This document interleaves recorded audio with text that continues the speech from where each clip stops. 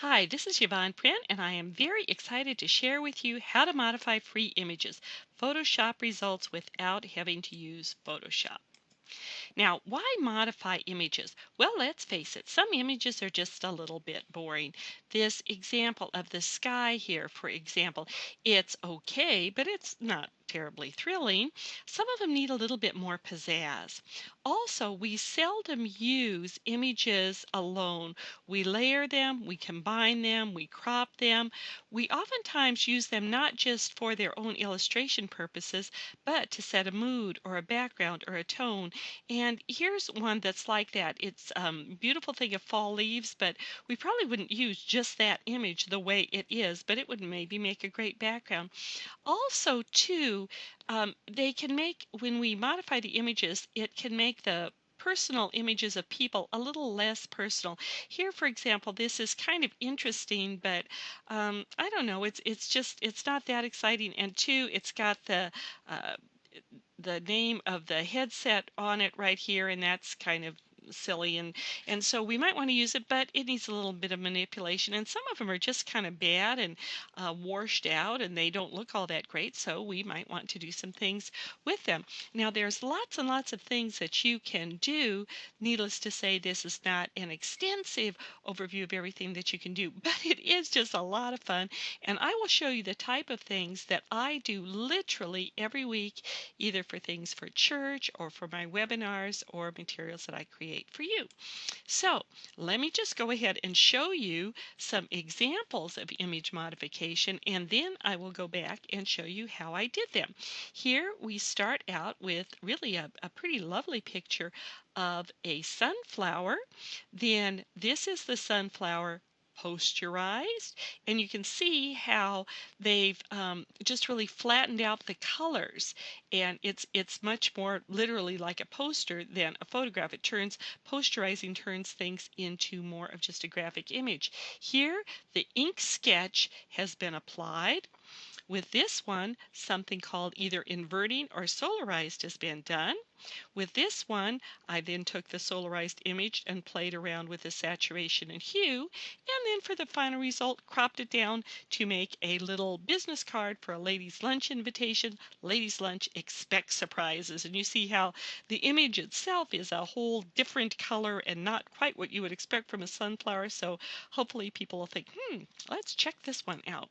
Some other examples of image manipulation. Here we started out with the leaves, and then just really one click of changing the images there, and then also changing it a little bit more, doing the ink sketch. And then what I did is I took both of these images into Microsoft Publisher, and I actually changed the color of this one in Publisher. I layered them, and then I used the word art, which, by the way, word art has a really bad rap because a lot of people use it in really klutzy ways. But actually what word art does in Publisher is it makes vector shapes out of your words. And so when you save them either for the web or for print or anything like that, you get much smoother outlines of your letters. So what you would be doing in something like Photoshop that would be very time consuming and more difficult to do, you can actually do that in Publisher with your word art. So that's our final image there, but you see we didn't use the original image. We modified it and then layered some modified images on top of each other. Here's another one. This one we took the basic picture, then just posterized it, made it the sepia tones, and then used it and also erased the wording right there, and then just used it for a postcard for Generation X or younger people's event. You know, what voice are you listening to? And something to get people to come to an event where we will encourage them to listen to the voice of Jesus. So, and then this one too, this shows how you can really just pick out part of an image. And one of the things that you'll learn to do after you've started using these manipulation programs for a while, and trust me, they are so easy, you're just not going to believe it. But after a while, you'll see images in a whole new way. This one, for example, I thought, well, it's kind of boring the way it is, but I knew I could really do something interesting with it. So I brought it into the program. I did what's called inverting it. Then I did the ink sketch. Then I just cropped out part of it and used it as an introductory piece for challenging people to really think about eternal issues for Halloween. Halloween's seriously scary. So, how did we? Oh, one more. One more. This one's really cute. You can take even really bad images. This one, washed out, boring, and all that. But I thought it was so cute. So I brought it into the program and did just a little bit of what's called adding noise to. No, actually, I solarized this. Nope. I'm sorry. I posterized it first, then I turned it into black and white just to see what it would look like with that. And then I did what's called adding noise to it. And look at it. I think it makes really kind of a neat little illustration that you could use for Halloween things. And in the process, it brightened it up and just, I don't even know why it did all the things that it did. But look at how much more interesting it is having done that. So the question is, how do we do it? First of all, you need your resources, and all of the resources here came from these two websites. The first one, Morguefile, and the second one, Free JPEG. Both of these, I'll just show you again, morguefile.com and then freejpeg.com.ar.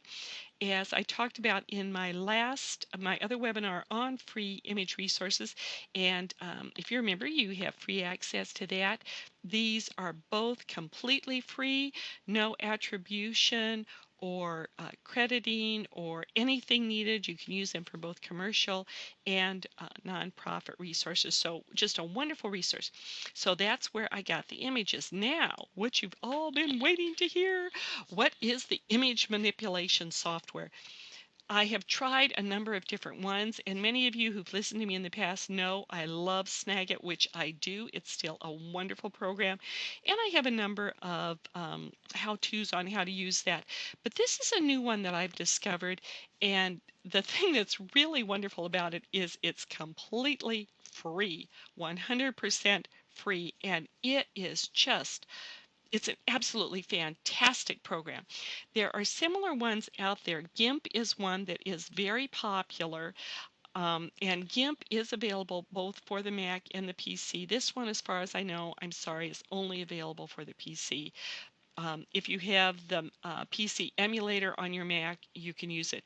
But I've played around with a lot of the different programs, and I love this program. I'm just liking it more and more all the time, and I think you'll see why as I do this demo of it. Okay, here we are in Paint.net. Now, I showed you the image, the place earlier where you can download it. If you forget, just do a search for Paint.net, and there's a number of places that you can download it off of the web. It's a free program, so a number of places allow you to download it. When you download it and open it up, this is what you see. Now, this will not be a complete tutorial on it. I'm showing you realistically how I use it. I like to do the basic image manipulation that I showed you with almost all the images that I use for ministry projects, and I don't do a lot of really fancy stuff. I find the image, and I'm going to show you exactly what I do. I'm going to open up an image, and let's, for example, take that sky one that I showed you earlier. I just click on it. Open it up. Okay, here's this sky image that we have now. This one, you can see the size of it down here, and it's just huge. 3264 pixels by 2448. The first thing that I would do with that is I would go under images and I would resize it. And I think I'll just do that by percentage. That's the easiest. And I just do it down to 25%. And it'll take just a couple of seconds for it to do that. But now it's 816 by 612. You want to do that first just because that'll make everything that you do easier. Okay, how did I then get it to look like the final result that I did before? Well, let me show you. It was really, really easy. This first thing up here, adjustments, you can go under this. Now, you can play around with all these kinds of things. In all honesty, what I oftentimes do is I will initially posterize things. Now, the one thing that's kind of irritating about this program, it's very minor, but I like to move my um, whatever little box comes up out of the way so I can see what it is. Now, posterizing, what that just means is it flattens out the layers of color. These are the layers of color over here. Now, I really like this because unlike a lot of programs, you can unlink your red, green, and blue things, and you can actually just manipulate one or the other if you want to really change. See, the colors change a lot in there doing that. Or you can just link them all up, and you can see how with posterizing it really changes things a lot. I do that first a lot of times just to see how things look, because a lot of times I just like stuff posterized, but I'm actually going to cancel it out of this one. The other one that I do a lot of times first, just to get a baseline for what I might want to do, is to invert the colors. And on this one, I just really kind of liked it that way. I thought, oh, that looks kind of cool. I had in mind an idea for a Halloween type thing, and so I thought, I just kind of like this. Now, after you do some initial adjustments, and you can just play around and do all kinds of things, you might also want to go over to the effects, and here on the artistic effects, one that I really like a lot is called Ink Sketch, and you just click on that, and look at that. That's all you have to do, and it just turns it into the most interesting things.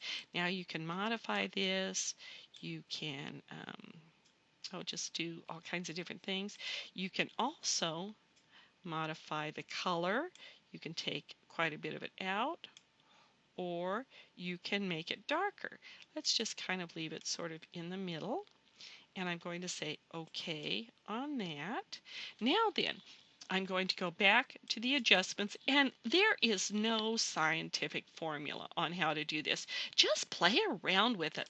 Let's try the hue, saturation, and lightness. Now, saturation means it deepens the colors more, and ooh, see, I kind of like that. So I'm going to do that because that orange looks more Halloweeny to me. And now with the hue, you can change it, and this basically, the hue is just the color. So if I wanted to make it all purpley looking, I can do that, or red, or ooh, I kind of like that. Let's just get a little bit of that. Let's move it this way, get a little more of the green out of there. Okay, and I know this probably won't look exactly like the one I did before, and that's kind of part of the fun of it, but I'm going to say okay. And then I don't really want this whole thing. I'm looking at maybe a sort of a narrow little booklet that I want to put together for people. So you can go up to see this little rectangular box here. I'm going to select that. And then you've got your little crosshairs. And I'm going to select something like that. And then hit the little cropping tool. The thing about this program is so intuitive. Just hit that. Ta-da! You have that, and then you want to add some text. All you have to do is you hit your little text tool. Now, if I wanted to do it in a color, which I decided I did, you could just go down and pick your color, and then you can start typing in any Halloween, and then whoops, and then I enter it. Seriously scary. Now, that's kind of boring, obviously. So you don't, the way this program works, you don't actually have to highlight it. I'm going to go all the way down to, okay, where is it? I'm going to go all the way down to winter. This is kind of a Halloweeny looking one. And I'm going to go up to, let's do 26. Let's center it. Let me raise it up just a little bit more, 36. And then you move your text by just moving that little arrow there. And ta-da! That's all there is to it. And you see you have, just starting out with that pretty sky, you now have a a poster, flyer, whatever, for maybe a little booklet about scary issues to consider on Halloween. So that's one example. Now I'm going to start a whole new one. Um, Actually, let me just, what you do is I want to open something. And instead of the sky one, let's now look at,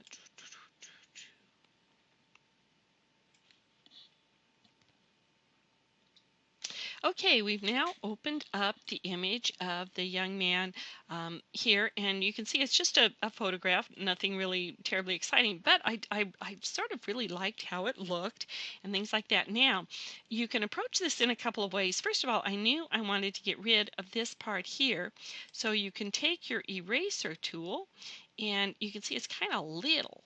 And so what I do is you can just increase the size of it. I like it nice and big, so let's actually, that might be a little bit too big. Let's go ahead and just get this, and we erase that, and I want to make it black like the rest of it. So what I do is I just hit the black color, and in the little paint bucket, click here, and that pretty much gets rid of that. A few little artifacts around the edges, but I'm not going to worry about that. I've done that. Now let's look at the adjustments. Like I said earlier, a lot of times I just start out with the posterizing, and if you take it all the way down to just the two levels, that's what you get. And by the way, you see a lot of posters of people with these sorts of colors. All they did was took it into Photoshop or something and hit the posterize thing. That's all there is to it. But for this one, I want maybe just a little bit more depth to it. Let's maybe do it about to there. Now see, you can kind of play around with it on the levels. You can hit OK, but now I don't like all those pinky colors and stuff. So what you can do, I just went up here to sepia tones. And you see right there, it just turns it into a nice sepia tone. Now, you could play around with the colors, you could do stuff like that. And then I just added that "Who are you listening to" up here with the text, and that's all there was to that. I could have saved this image as it is, taken it into Publisher and modified it there. But you see how this, in just literally a couple of minutes, took a photograph and turned it into an illustration that I can use for ministry purposes. Okay, here we have our leaves. Now, there's just a whole lot of interesting things we can do with this. Let me just show you some of them. You can click posterize, and you notice it turns it more into a poster. And you can change the levels. You can go down, and you can have less levels. You may want to do something where you'd have it like that, or you can increase them, just all kinds of things like that. Now I'm actually going to cancel that out though and just show you if we tried some other things from the start. I'm going to do the ink sketch. And isn't that pretty? That is actually the first one that I used for the background on that poster that I did. I'm going to say OK on that. Now, you can go back and forth between the adjustments and the effects. Let's see what happens if we invert the colors. Isn't that pretty? You can do something like that. Or you can, let me actually go back one. If I Okay, I have it like that. I could also, let me just see what happens if I do this. Not a whole lot. Okay, you can go into the hue and saturation, and you could change the colors. You could make it much darker. You could make it, well, that didn't do much of anything. Say OK. You can adjust it where you just do it all in black and white. Now on this one too, actually what I did initially is I just, I don't want to spend too much time on this because I want to go through some of the other ones yet, but I I actually did this in black and white, and then I moved it into Publisher and changed it into the different colors because Publisher. So just a lot of fun things that you can do with uh, your autumn leaves. Okay. Let's do one more. Okay, here we have our little image. Actually, I got this off Morgue File. I thought it was really cute, but it's really kind of boring and yucky and all that sort of thing. So let's just play around with it. Let's just see what happens if we posterize something that's already very flat in its colors. Now, isn't that interesting? What this did is this actually brought out more levels of color. So I'm going to actually say okay on that. And then let's just see what happens if we hit the hue and saturation. Look, you can make it a lot lighter. You can darken it up. You can make it pink. You can make it purple.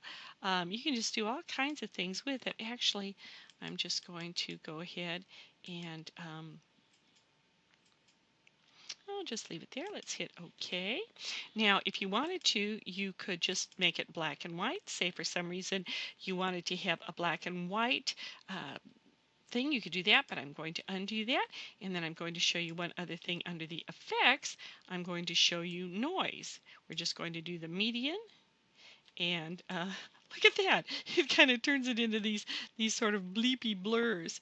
Or you can sort of distort it down. You can just do all kinds of crazy things like that. Actually, I just like it like this. I think it's brightened it up and it's made it very cheery, and it's just kind of a fun, neat thing. Now let me show you one other thing that is really goofy. You can also render them into fractals. And this is what a fractal looks like. Now, this is going to take just a second, but let me show you what this does.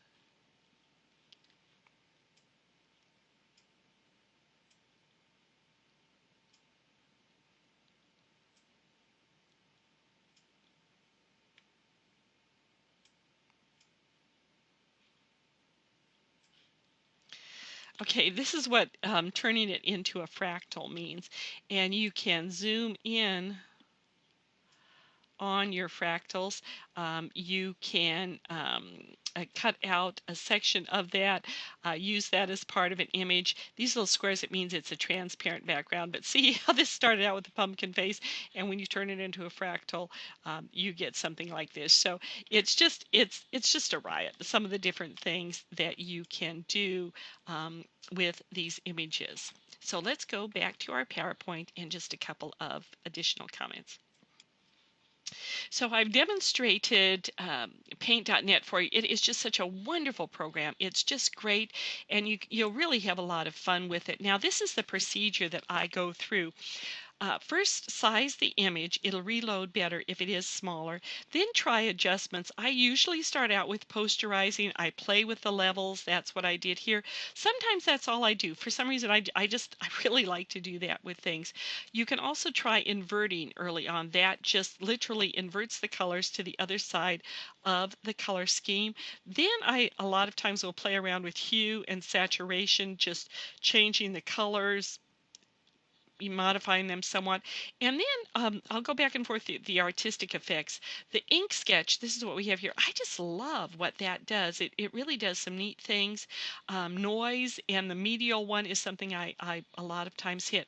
You can always undo. Just hit your little undo button, and nothing's broken, nothing's altered permanently. But do save various versions, because sometimes you'll want to layer something on something else, or later on, if you're using it again, you might want to use it one way, use it another. And so save various versions. That works out really well. A little bit more advice, play around with the software so you see what the different effects can do. I've showed it to you, but again, you're not going to break anything. It's free. Just have some fun with it. Do your image manipulation when you have downtime. What I mean by that is this is fun. It is enjoyable. It'll do a lot of neat things, but it's very time consuming. I've said this before on talking about other things, but I do this on my laptop at night, watching television with my husband. I'm playing around with the images and, things like that, because it can take hours to come up with something that you want. And then I have an assortment of images that then I can use during the day when I'm serious about creating something for church or the website or whatever. Um, a lot of times too, when I will do some other videos on this, the final images, then I combine them in Microsoft Publisher. Here we have, as I said earlier, I used the word art because it gives you nice, clean, crisp outlines of the lettering, and that just makes a really great image. This one for a postcard for fall celebrations, or you can save it as a JPEG image and use it however you would want to. Whoops. Finally, please put your questions in the comment area. Since we're not doing this live, that doesn't mean I don't want to answer your questions. So please just put them in the comment area below this entry and I'll answer them. Check back and the answers will be there. And please, for those of you that have other tips or ideas, put them in the comment area so we can pass them around to people. The webinars are free for 48 hours when first posted, and then they're available on demand 24/7 for effective church communication website members. It's only $9.99, little over a quarter a day. I really encourage you to join and support this site, but please do pass on this information, invite people to it, tell them to sign up for our newsletter, because that way they'll all of you will find out about the webinars as I post them. And if you can't join, don't feel bad. Don't feel guilty. You're still very welcome and loved and encouraged. And I'm just praying for all of you that you create great materials for the kingdom of God. And may the Lord wonderfully bless you as you serve Him.